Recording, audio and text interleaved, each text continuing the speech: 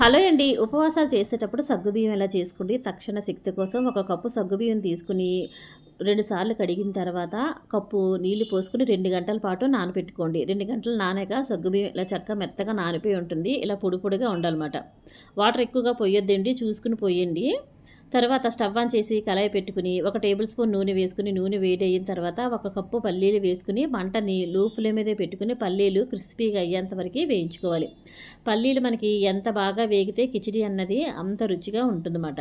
ఈ విధంగా చక్కగా లోపల వరకు కూడా పల్లీలు వేగేంత వరకు వేయించుకోండి. కాసేపటికి పల్లీలు మనకి బాగా వేగుతాయి. ఎప్పుడైతే మనకి పల్లీలు వేగాయని తెలుస్తుందో వెంటనే వీటిని తీసేసుకొని ఒక చిన్న గిన్నెలో వేసుకోండి. చాలా బాగుంటుందండి ఈ సగ్గుబియ్యం కిచిడి ఇలా చేసుకుంటే. అదే నూనెలో 1/2 టేబుల్ స్పూన్ జీలకర్ర వేసుకోవాలి. అలానే పచ్చిమిర్చి కూడా కచ్చాబిచ్చా దంచుకుని వేసుకోవాలన్నమాట. ఒక 2 పచ్చిమిర్చి తీసుకుని వేసుకోవాలి. ఈ విధంగా పచ్చిమిర్చి కాస్త పచ్చిదనం పోయిన తర్వాత 2 బంగాళదుంపలు తీసుకుని ముందుగానే ఉడికించుకుని ముక్కలుగా కట్ చేసుకుని బంగాళదుంపల ముక్కలు కూడా వేసుకోవాలి. ఇలా బంగాళదుంపల ముక్కలు వేసుకున్న తర్వాత 1 నిమిషం పాటు ఈ విధంగా వేయించుకోండి. ఇలాగా ఈ వేగే లోపలే మనం పల్లీ పొడి అన్నది తయారు చేసుకోవాలి. ఎలా చేసుకోవాలో చూద్దాం. చిన్న మిక్సీ జార్ తీసుకుని ముందుగా వేయించుకున్నాం కదా పల్లీలు, అందులో సగం పల్లీలు వేసుకుని మిక్సీ జార్ మీద మూత పెట్టుకుని బరగ్గా గ్రైండ్ చేసుకోవాలి. కొన్ని పల్లీలు తీసి పక్కన పెట్టుకోండి. ఈ విధంగా బరగ్గా గ్రైండ్ చేసుకోవాలన్నమాట. మనకి బంగాళదుంపలు కూడా చూడండి ఇలా వేగిపోయి ఉంటాయి. ఇప్పుడు ముందుగానే నానబెట్టుకున్నటువంటి సగ్గుబియ్యం వేసేసుకుని ఒకసారి కలుపుకోవాలి. ఈ సగ్గుబియ్యం ఒకసారి కడిగి తర్వాత 1 కప్పు నీళ్లు పోసుకొని నానబెట్టుకోండి. 1 కప్పు సగ్గుబియ్యంకి 1 కప్పు నీళ్లు పోసుకొని నానబెట్టుకోండి సరిపోతుంది. ఇలా కడగడం వల్ల సగ్గుబియ్యం పొడి పొడిగా వస్తుందన్నమాట, ముద్దలా రాకుండా. చూడండి ఈ వీడియోలో చూపిస్తున్న విధంగా ఇలా ఉంటుందన్నమాట. ఇప్పుడు ఒకసారి కలుపుకున్న తర్వాత కట్ చేసుకున్నటువంటి కొత్తిమీర వేసుకోవాలి.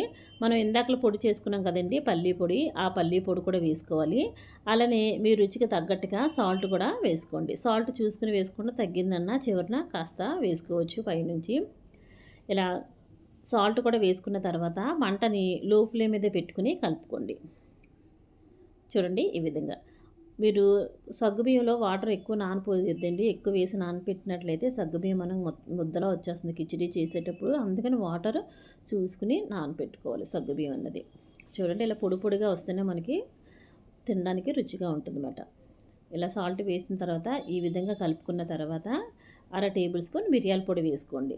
మీకు స్పైసీగా కావాలంటే 1 స్పూన్ వేసుకోవచ్చు. నేనైతే 1/2 టేబుల్ స్పూన్ వేసాను. ముందుగా వేయించి పెట్టుకున్న పల్లీలు మనం ఇందాక సగం తీసుకున్నాం కదా, ఆ పల్లీలు కూడా ఇలా వేసేసుకున్న తర్వాత అంతా కూడా ఒకసారి ఈ విధంగా కలుపుకొని వెంటనే స్టవ్ ఆఫ్ చేసేసుకుని చల్లారిన తర్వాత నిమ్మరసం వేసుకుని పైనుంచి తిన్నట్లయితే తక్షణ శక్తి కోసం ఈ కిచిడి చాలా బాగా పనిచేస్తుందండి.